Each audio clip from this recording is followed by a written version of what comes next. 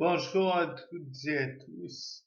Donc, c'est Padam pour vous présenter aujourd'hui un nouveau sapin sujet. Donc, aujourd'hui, je me suis posé la question, sûrement déjà posée, mais je la repose encore. Comment se fait-il que le ratel, un mystérité, arrive à avoir autant d'énergie? Nous pouvons naturellement, me connaissant, émettre l'hypothèse qu'il produit des corticoïdes, oui, des corticostéroïdes avec moi, ça y va. Mais il n'y a pas que cette substance qui produit un effet profond sur l'organisme. Naturellement, on peut dire que c'est produit par les glandes surrénales et j'en passe. Mais le fait est que les corticostéroïdes sont avant tout des stéroïdes. Okay. Ils sont produits dans les reins. C'est encore un point intéressant. Mais dans le cas présent, je voudrais attirer votre attention sur le fait que, bien que cela soit un stéroïde, il en existe aussi un autre qui est propre au mâle, que les mâles produisent plus que les femelles.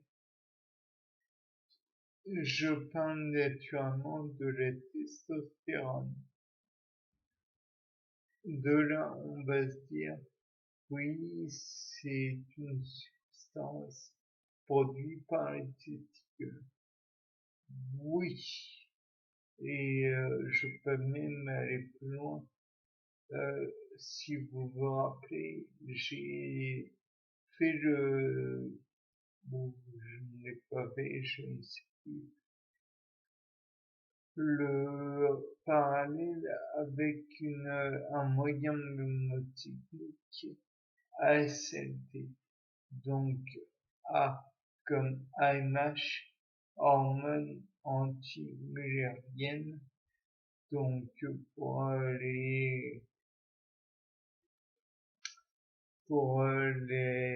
comment dire, pour les canaux de valve et de Muller.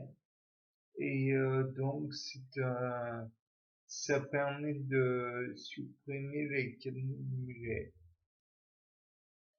Donc AMH, c'est les cellules de Sertoli qui les produit, tandis que la testostérone, c'est les cellules de Leydig. Et donc, par voie de question conséquente, ce seraient les testicules qui en produisent. Néanmoins, j'émets l'hypothèse à vérifier naturellement que les ovaires pourraient en produire eux aussi. Bien sûr, là encore, ça reste à vérifier. Mais ce n'est pas le sujet. Toujours est-il que la testostérone permet d'avoir beaucoup de force, d'agressivité et j'en passe. Donc peut-être que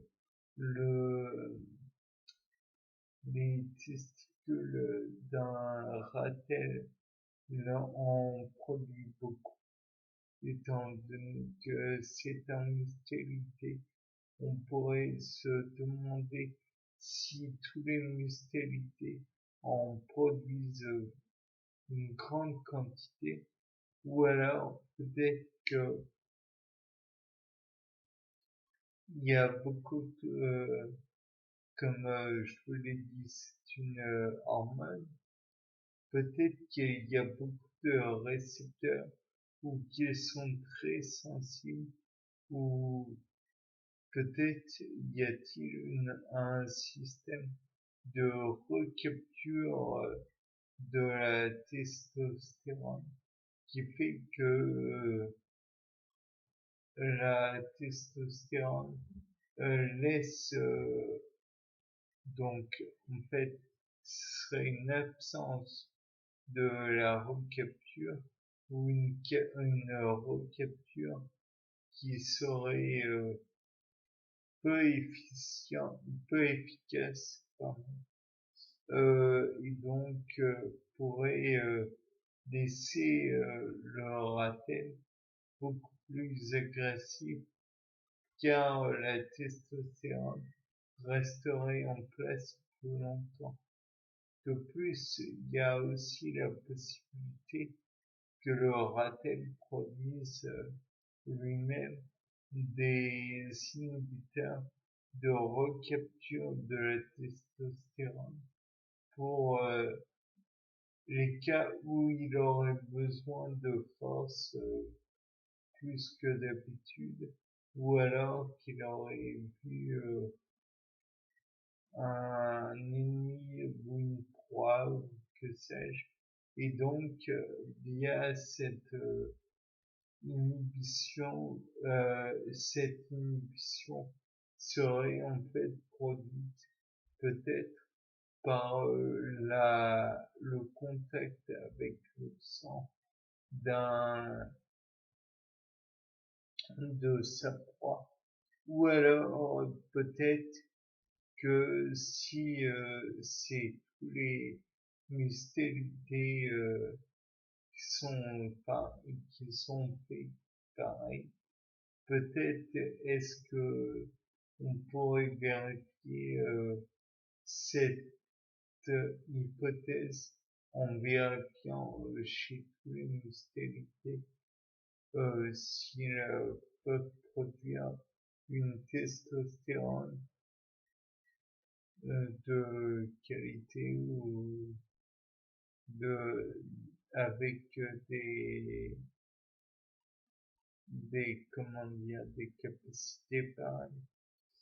Mais en même temps, rappelons que Mustélidés, c'est aussi la famille de la souris. Et peut-être pourrait-on repérer chez les souris aussi la quantité de testostérone qu'elles produisent, et donc par voie de conséquence, on pourrait en déterminer si oui ou non elles produisent elles aussi de la testostérone en quantité, puisque nous savons que ces mammifères produisent une grande quantité, enfin se reproduisent beaucoup. Donc peut-être y a-t-il un impact aussi de cette hormone. Naturellement, on ne peut pas évincer l'idée que aussi il y a le fait que le ratel attaque ses ennemis à l'entrejambe, donc enfin arrache les testicules de ses ennemis. Donc peut-être est-ce aussi là que vient l'agressivité. Il pourrait éventuellement, pour recapturer la, la testostérone de ses ennemis, et étant donné qu'il est plutôt petit, cela pourrait impacter d'autant plus son corps, puisqu'il s'attaque à des ennemis plus importants que lui. Ensuite, un point intéressant sur la raquette, c'est qu'il marche, il fait de la marche arrière sans problème. Donc, ça pourrait indiquer aussi que son bulbe rachidien est impacté positivement ou est très développé, puisque la coordination des mouvements nécessaires à la marche est, comment dire, est, est comment, est gardée par le bulbe rachidien. Bien, je pense avoir dit 2 ou 3 informations qui peuvent être intéressantes. C'était Paul Dame pour un nouveau Sapin en sucette. Au revoir.